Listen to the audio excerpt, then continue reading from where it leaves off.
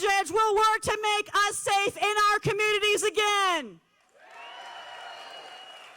Please give us a big Orlando welcome to the stage to our next president, Pete Buttigieg!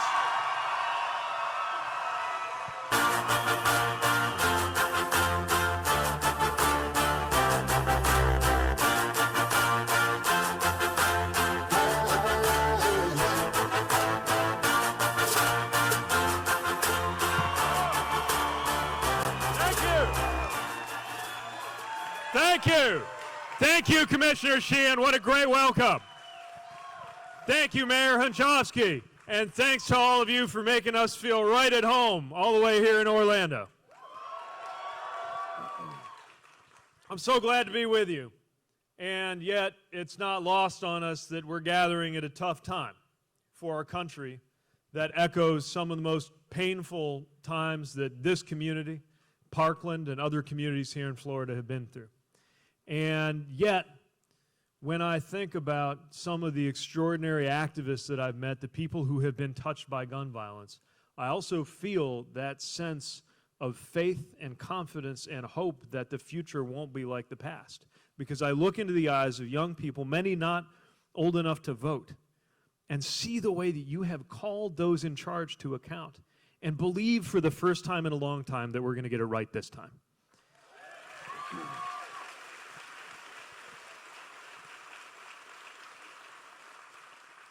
Nothing is more powerful than the voice speaking in the back of your head when somebody younger than you looks you in the eye and says, "Keep me safe." That voice that says, "Do not let these kids down. Do not let these kids down." We will not let there be another generation accustomed to gun violence like the one growing up now. We dare not let there be another one, and we will see to it that this is a distant memory by the time I have kids old enough to ask what this was even all about. We will do that together.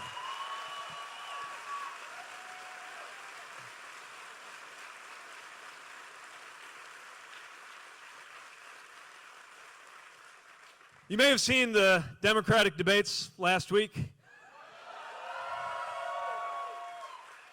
Did I do okay?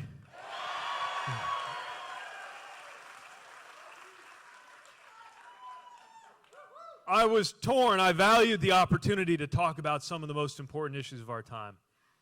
I valued the opportunity to be on stage with an extraordinary field of Democratic candidates, but I could not help, especially when it came to that topic of gun violence, but on topic after topic, that we were having the same conversation that I watched people having on television when I was in school. The same conversation with the same words and the same solutions and the same lack of action. And this is why I'm running for president, that we cannot solve the problems we have today by recycling the same answers, the same debates, the same talking points, sometimes the same faces that have dominated Washington for as long as I've been alive. We have to do something completely different.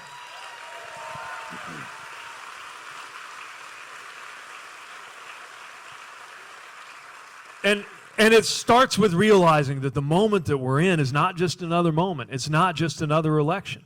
And that the urgency of the moment we're in right now is even bigger than this presidency. And believe me, this presidency creates a certain sense of urgency for all of us. But we got to dig a little deeper and ask ourselves how we got here. See, a guy like Donald Trump does not get within cheating distance of the presidency unless America is already in crisis. That's right. We're already in trouble. And it's issues that I don't have to come here and tell you about here in Florida. It's the fact that our economy still doesn't work for most of us. So much so that GDP is going up and life expectancy is going down. It means we're counting the wrong things. When gun violence is perpetuating, so that having felt like I belonged to the first school shooting generation, having been in high school when Columbine happened, now seeing a second. When climate change has shifted from being something we were being warned about to something they were arguing over whether it was happening to something that is accelerating before our eyes. We are in a moment that will decide how the future of America unfolds. We're lucky and unlucky enough to be living in one of those moments where the choices we make now, the choices we make in 2020, aren't just going to decide who's president for the next 4 years, but how America looks for the next 40. And with that comes great responsibility and a certain amount of anxiety and a whole lot of power. But we're going to use that power in the right way, because we know that we can act in the name of our values.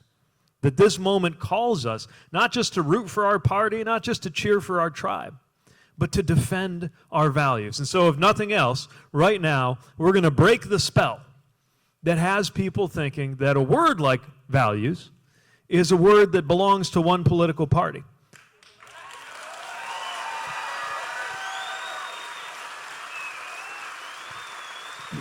The values that motivate us aren't conservative values, they're American values. And when you take those American values seriously, they actually have very progressive implications. That's the thing we've got to be shouting from the rooftops, that if we're talking about freedom, we're the ones who get that there's a lot more to freedom than cutting a regulation on a bank somewhere. That if we really want to deliver freedom, we've got to face the fact that you're not free until you have health care. That's why we want health care for every American.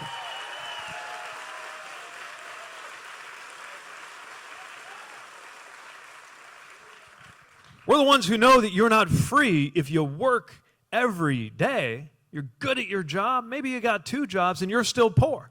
Economic freedom is freedom, and so is the right to organize into a labor union.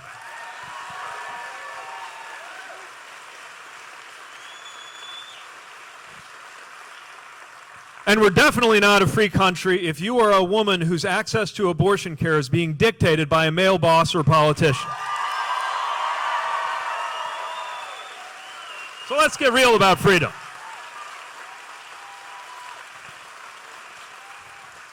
Freedom means you get to pick your spouse, not some county clerk telling you who you ought to marry based on their idea of their religion.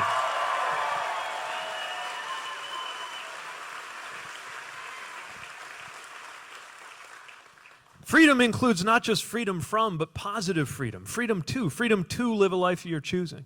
And you don't get that without access to education, which is why on day one, I'm putting in a Secretary of Education who actually believes in public education.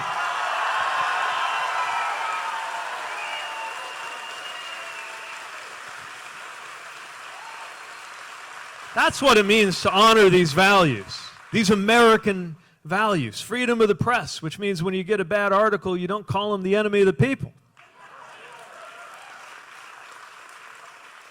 Freedom of religion, which means that you don't tell people they can't come into this country based on how they worship.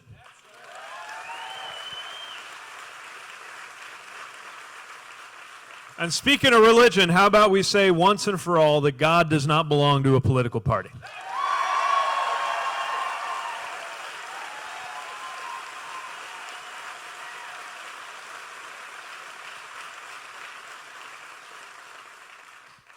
You know, we stand for the idea that when you're running for office and when you're in office, you represent people of every religion and people of no religion equally. That's part of how this country got started in the first place.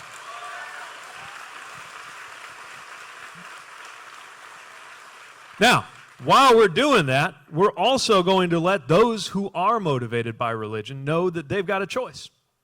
And that if you attend to Scripture, for example, if you happen to be part of the Christian tradition, which calls on people to identify with the prisoner as though you yourself were imprisoned, that says that anybody who deprives food from the hungry is mocking their Creator, that says that salvation has to do with identifying with the poor and with welcoming the stranger, stranger being another word for immigrant, by the way, that you have a choice and you do not have to support what's going on in this capital city or White House right now.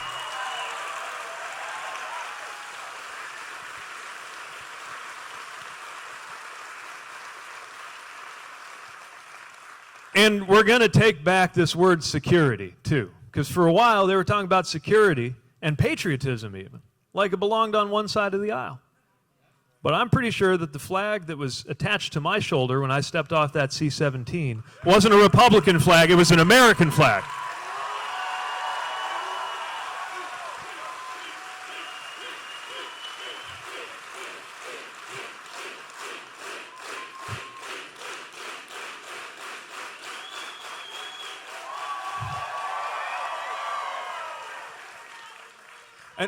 And what does that American flag mean, by the way? Among other things, it means that we are free and indeed obligated when we see wrongdoing among those in charge to say something about it and not expect to be questioned in our loyalty to the republic for which it stands, let alone told to go back to where we came from.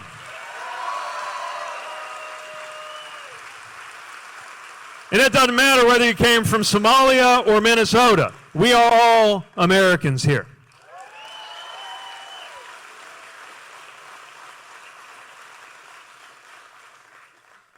But if we're serious about national security, we've got to look at what that means in the 21st century. Because we're facing 21st century national security threats. We're dealing with cybersecurity. We're dealing with election security. These things cannot be dealt with by putting up a 17th century security solution like a big wall on the border.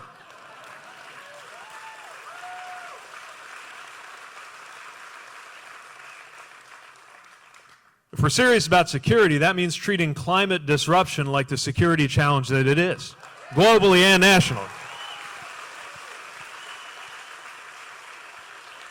It means a foreign policy that understands the need to put an end to endless war.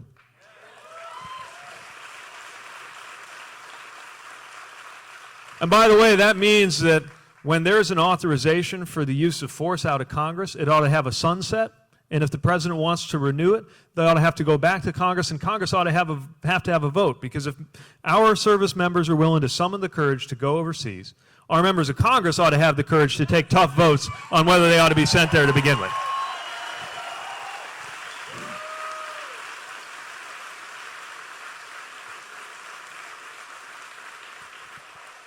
But of course, we know, and we are reminded again and again, the hard way, that we don't have to look far overseas for security threats. America is under attack, among other things, from white nationalist violence, and we got to call it out for what it is.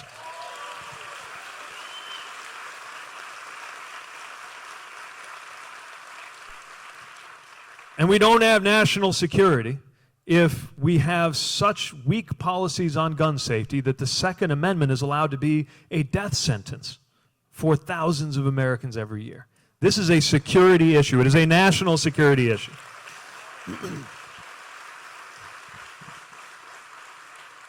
And thanks to the courage of the Pulse survivors and the Parkland students and everybody else who's been impacted by this, and thank you so much for raising your voices.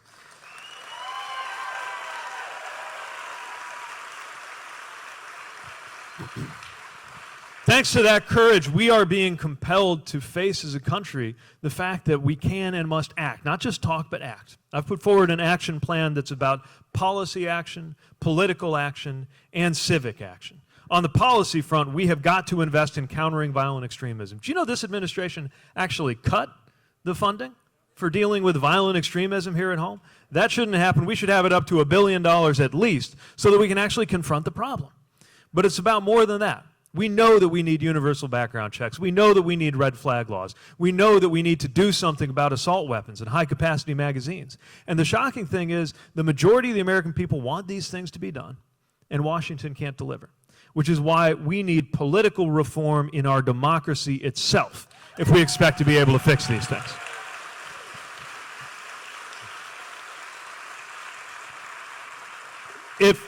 If 90% of Americans, the vast majority of Republicans and gun owners, by the way, think we ought to at least be doing universal background checks, and Washington can't, when else has something had 90% popularity, doesn't even cost a lot of money, and Washington still won't get it done? That tells you that there is a big thumb on the scale called the NRA, which does not speak for us, does not speak for most gun owners, and does not speak for American national security.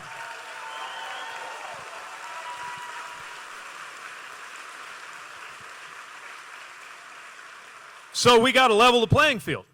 How do we do it? Structural reform. And some of this is going to be hard. Look, some of it we can do on day one. The House of Representatives already passed an anti-corruption, pro-democracy bill, H.R. 1. Mitch McConnell killed it, along with a lot of other good legislation. I'll come to him in a minute. But that was good legislation about voter registration. By the way, thank you, Florida, for leading the way on reestablishment of rights for people who are coming out of incarceration so that they can vote and fully participate. It's about making it easier to vote, making it easier to register to vote, but that's just the beginning. Fixing our democracy is actually a generational project, and the fact that it's going to take a long time to get some of these things done just means we got to do it that much sooner. We got to get to work right away, not because we're naive about how long it'll take, but because we know how much it's going to require of us. When we're talking about reforming redistricting so that we actually get to pick our politicians instead of them picking us, we got to start that now. Ending Citizens United so that dollars cannot outvote people.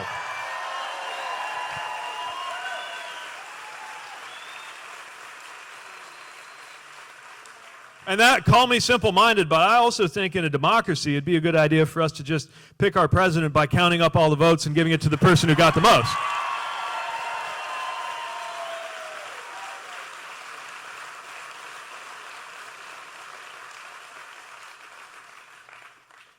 By the way, footnote on the Electoral College. Obviously, I'm not a fan, but as long as it exists, Puerto Rico ought to have votes in the Electoral College.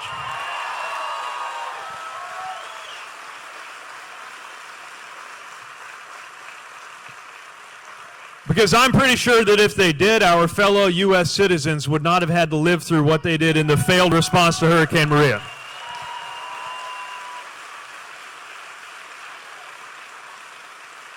Let's fix these things. Let's fix these things, and if some of it takes a constitutional amendment, well, that's what the founders created constitutional amendments for. If that's what it takes to clear up once and for all that dollars aren't the same thing as votes and that corporations don't have the same soul as citizens, let's say so. That's not impossible. I mean, this country changed its constitution one time so you couldn't buy a drink and then changed its mind. Don't tell me we cannot entertain the most serious structural reforms in order to secure our democracy for the 21st century.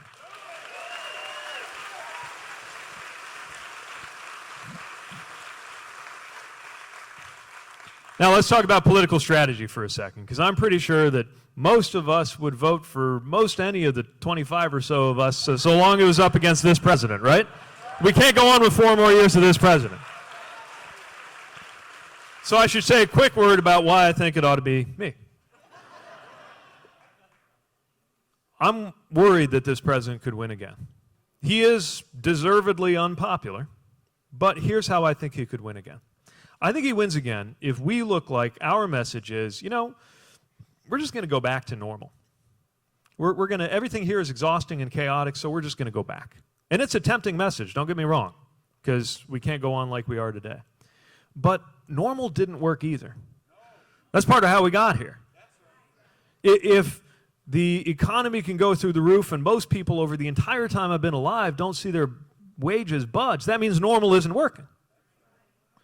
If we fail to address the basic things that we need to rely on to keep us safe, normal isn't working. We've got to change normal. And this is why Make America Great Again is a lie, because there's no such thing as an honest politics that revolves around the idea of again. It's the future and making sure the future is better than the past. So, if we are offering not a return to the past, but the readiness to walk away from the past and create a brighter future, that's how we win not just an election, but an era. And that's what I'm asking all of you to help us do.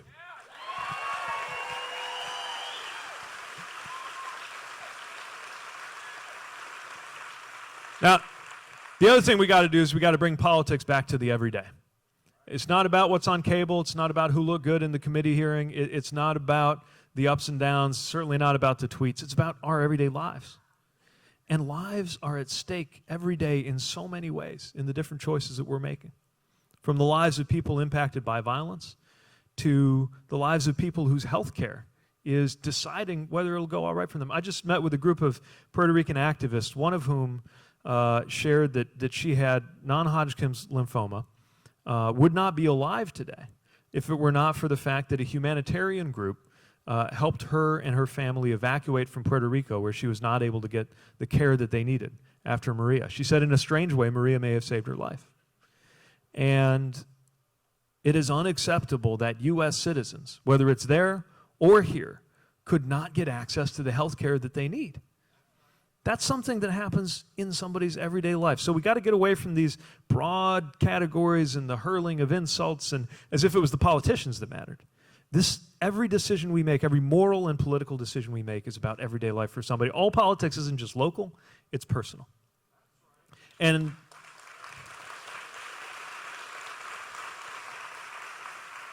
nowhere is that more true right now than in the case of our immigration policies. And the fact that our immigration policies are costing individual specific human beings their dignity, their well-being, and in some unforgivable cases, their lives. But we have a chance here, too, to do something better.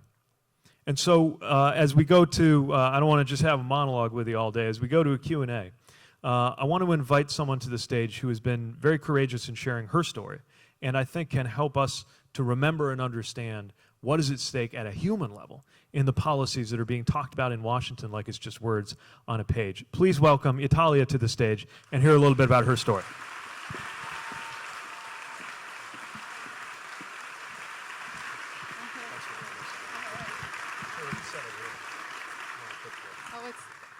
It's fine. I'll stand with you.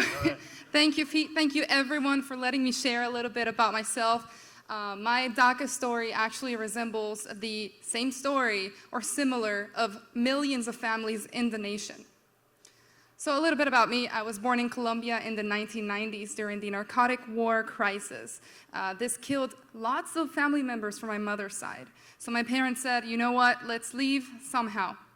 We flew to Georgia when I was 8, so they left everything and everyone they knew just for me to have a safer future. It was hard. Luckily, there was a company that sponsored my parents so they could become residents. But after 9/11, the company closed down, and the lawyers, they fled with our money. Yeah. My parents didn't give up, though. They said, okay, we have tax IDs. We'll open up a small company, and we'll work from there. It's been decades. 20-something years. They've been working hard. They're elderly now, so they still work hard besides, their chronic pains and illnesses. It's rough. In high school, I remember my college counselor told me, you know what, college is not for you. You should start cleaning houses, and it's fine, that's a job, but I wanted something more. I knew I was ready for something more. So I waited. I graduated from high school. Somehow I was scouted to be a model in Atlanta for a little while. I saved money with that. And then I graduated and moved to Orlando thinking, you know what, that's a melting pot of culture, and this is why I love Florida right now. Thank you. To sum it all up, years passed and DACA passed, and it let me drive, work, and apply to college finally. So I went to Valencia College. I earned my associate's degree. Thank you. Thank you. But it did not stop there. Rollins College and local scholarships. They supported me, and they saw, you know what, she's got a nearly perfect GPA. I think college is for her. So, yeah, I'm about to graduate with my bachelor's degree thanks to their support and your support.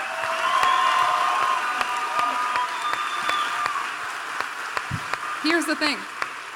I'm also applying for my master's degree right now. But thank you. It's in public health. Thank you so much. Love you guys. It's for public health because I want to serve this nation, its people, with the education that I've gotten here in this nation, right?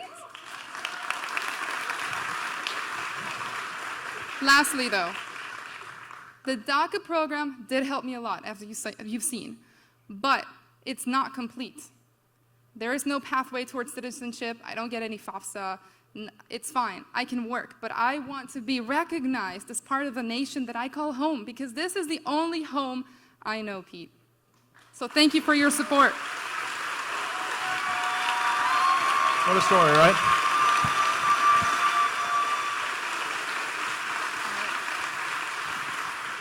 So the audience have a few questions, and I will do my best to read them well. Just before we get to that, you see what I mean when the world just looks a little differently when you're thinking about an individual story? And this is not about doing Italia a favor. This is about what she is contributing to this country. We would be lucky to have her as a citizen, and we got to figure out how to make it happen. So, thank you. All right, so you might understand who this is. Sandy Lehman. Sandy Lehman says, we want to shake hands. My wife is from South Bend, and her aunt taught you in grade school. We love you. Is Sandy here? Where are you? There. All right. I'll make sure to see you right after.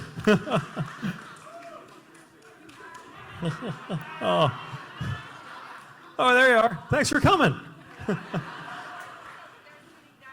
Hello. We'll see you right after. Hi. Thanks for coming.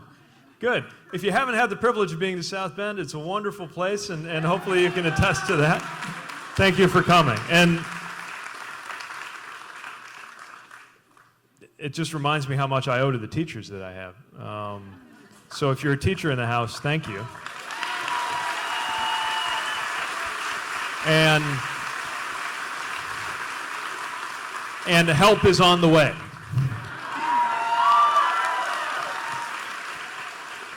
Okay, here's the real question, though.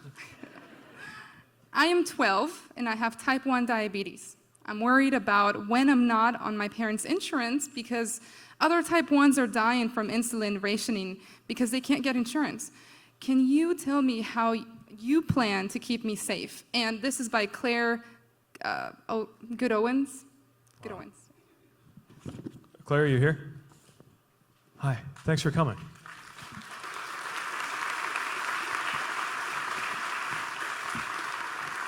So, Claire, you're mature beyond your years to be at an event with a presidential candidate discussing insurance.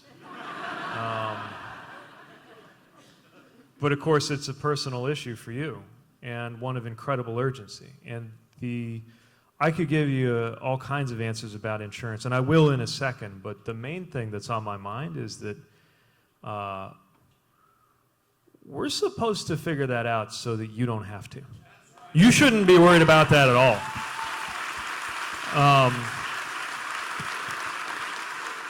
You're 12. Being 12 is great, but being 12 is also kind of hard.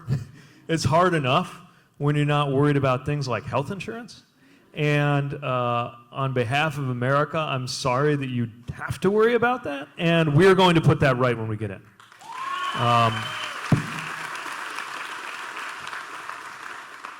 Part of how we're going to do that is to make it so that your health insurance doesn't depend on your employer. Now, I'm not for one of the plans that would kick people off their employer-based plans either, because I think that's problematic. Thank you. I got a couple supporters for that. But it's also clear this system we have now, this kind of corporate patchwork, is letting people down. People are underinsured, or you change jobs, or you lose a job, and suddenly you're out of coverage. That can't go on. So, what do we do about it? The plan I put forward is called Medicare for All Who Want It.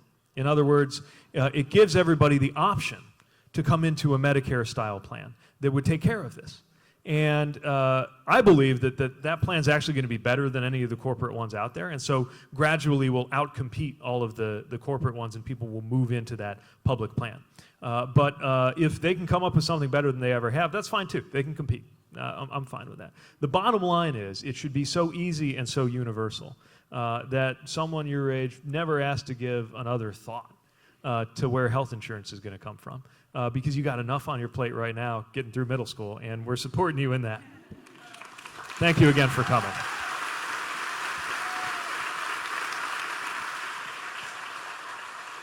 And anonymously, how will you address the need for a federal assault weapons ban?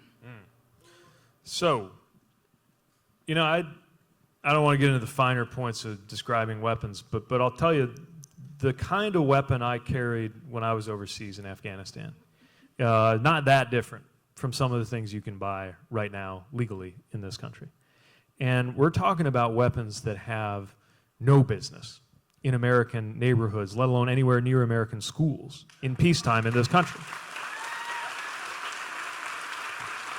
Now, This is not against the Second Amendment. It's not against responsible gun owners, but I just can't think of a recreational or justifiable personal peacetime use for a weapon of war. And one of the things we got to do is beat back this idea that any restriction on any ownership of any weapon by anybody is infringing on somebody's rights under the Second Amendment. That's just not true. And we already know that, and here's how you can tell. If you think about it, anybody is entitled to acquire a slingshot in this country. Nobody is entitled to acquire a nuclear weapon in this country, right? So if you stop and think about it for a minute, what that means is we've already decided within the boundaries of the Constitution that in the name of the safety of the American people, somewhere we're going to draw a line. All we're saying is we've got to draw that line tighter in order to secure our neighborhoods and our kids.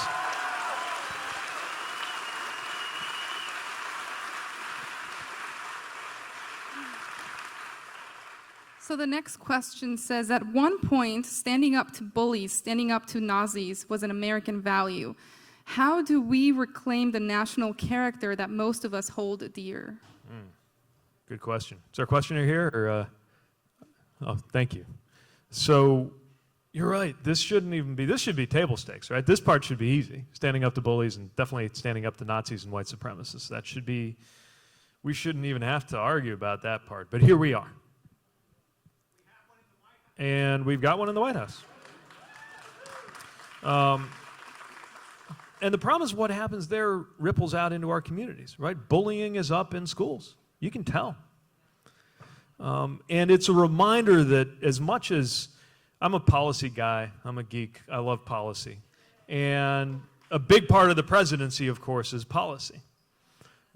But it's not the only, and they're not good at that either. But one of the things you learn as a mayor is, yeah, sometimes your job is to get the policy right. Sometimes your job is just to call people to their highest values in your community, especially when they're under stress or under strain. And that is even more true of the presidency. The biggest thing I was thinking about today as we're watching, and I haven't even seen the latest, but as we're watching the tweets and the travel plans and we're hurting, like our country is hurting, all I could think of was, it would be nice if the United States had a president right now.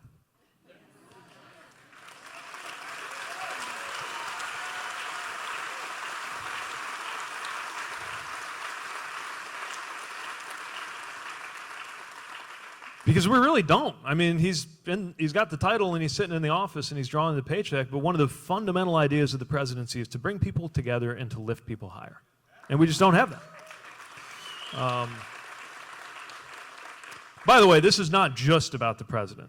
There's an awful lot of people in Congress, many of whom, by the way, are home in their districts because of recess. This might be a good time to go visit them and remind them of what they could be doing. And remind them that at the end of the day, when the book is written about their career, all the good and bad things they did in their entire lives, the thing they're going to be remembered for is whether in this moment they stood up for what was right. And it's never too late. So we've got to restore that basic moral leadership to the presidency. But the other good news is, obviously, that's part of what we're seeking to do. We don't have to wait till we take the presidency in order to do it. Because there's one of him, there's a whole lot of you. There's a whole lot of us. And so long before the first vote is cast, and this is one of the things I'm proudest of in this campaign, and I'm inviting you to be part of it, is that we can go out there and model a different way. Just literally the way we treat each other, the way we treat our supporters, the way we treat voters, the way we treat our competitors and their supporters, is a chance every minute of every day to model something different, to walk in the way that we wish our president would, know he won't, and aren't going to wait on him to find his way or get beat before we do things a different way. So it starts now.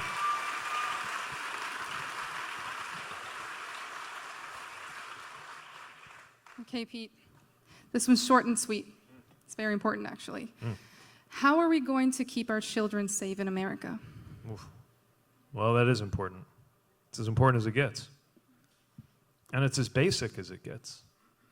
It brings me to this idea of generational justice, that we're going to be held to account based on how good of a job we did for those who come next.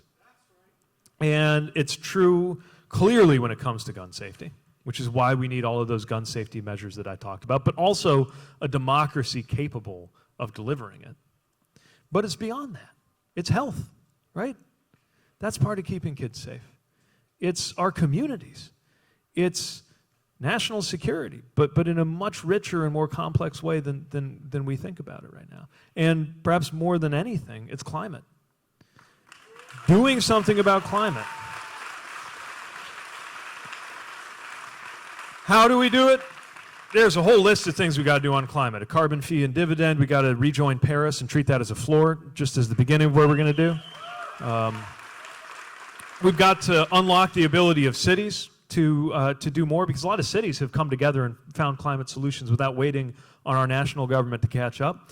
Same thing in rural America, which can actually be a huge part of the solution. There's a number of specific steps we've got to take, R&D on renewable energy and energy storage. But the biggest thing we've got to do is change the conversation. And the conversation can no longer be about whether this is happening. If you're still caught up on whether it's happening, we literally don't even have time for you. We're moving on. We have moved on.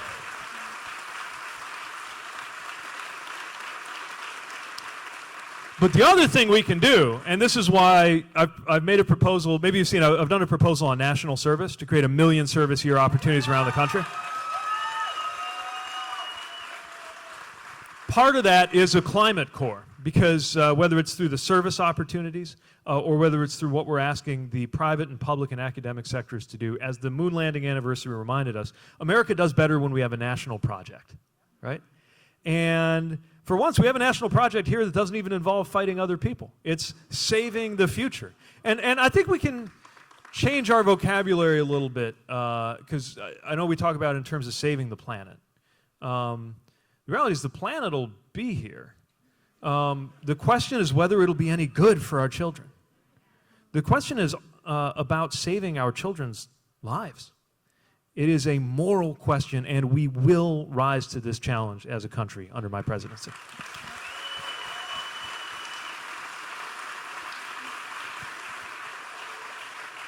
So there's one more question. Just one? Oh.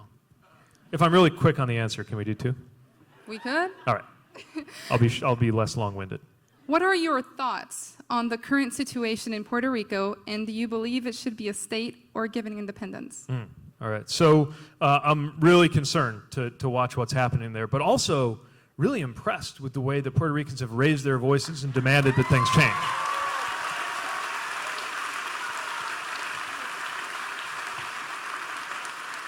And again, we're talking about fellow U.S. citizens. And fellow U.S. citizens who deserve to be treated equally. Which is why what's happening, from the economic disempowerment to the failure to provide disaster aid, is unacceptable, and I think that never would have happened on the mainland. So on the question of statehood, I believe it's for the people in Puerto Rico to decide. I also believe that if they choose statehood, the United States government in Washington needs to welcome that right away and bring them into the community of states.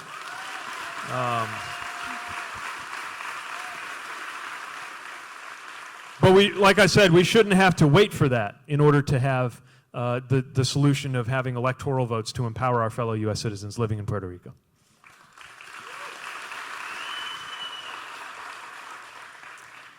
So how do you propose to change our environmental legacy? Good note to end on. Is our questioner here, by the way? I lost track here. There you are. Thank you. So, you know, the scientists tell us we got 12 years before we hit this kind of point of no return. The deadline is 2030, but in a deeper way, the deadline is 2020. Because if we don't have a president who will lead on this, by the time we get to 2030, it's going to be too late. So, how do we change the legacy? I've talked a moment ago about some of the things we need to do. We also need an environmental protection agency run by people who believe in environmental protection.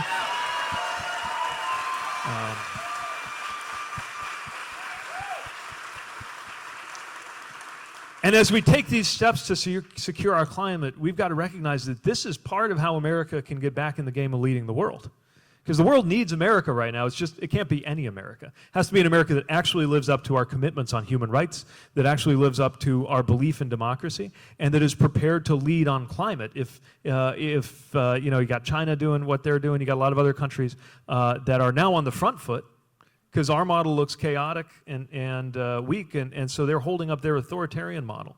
What better way to be back in leadership than to be leading the world on the most urgent global security crisis of our time, and that is climate. All right. One more big thank you to Italia for running the questions, but also sharing her story. America is lucky to have you. And DACA is lucky to have your support.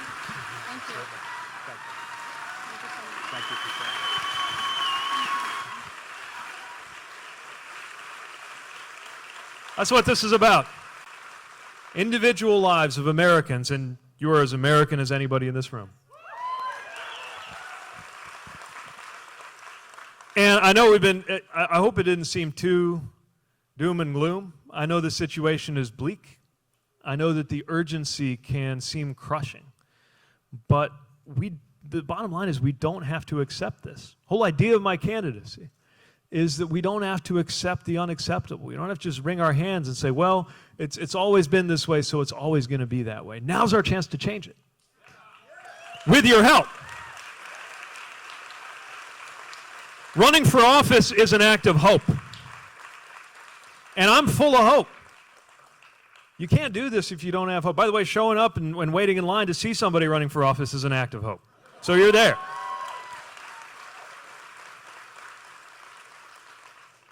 You're looking at somebody who, at the beginning of this same decade we're living in right now, was told that you could either be out or you could be in elected office where I live, but you could not be both. When I started my military career, you could either be out or you could be a military officer, but you couldn't be both. And you are looking at an Afghanistan veteran, a top-tier presidential candidate, who's going to be calling his husband last night to tell him what a great crowd you were. So I'm pretty full of hope for what can be changed in this country. Are you ready to help us make it happen? Are you ready to change the channel to a better story in the American history? Can I count on you to spread that hope? Then I can't lose. Thank you for your support. We'll be back early and often. Please spread the word, and I will see you on the campaign trail. Thank you. Thank you.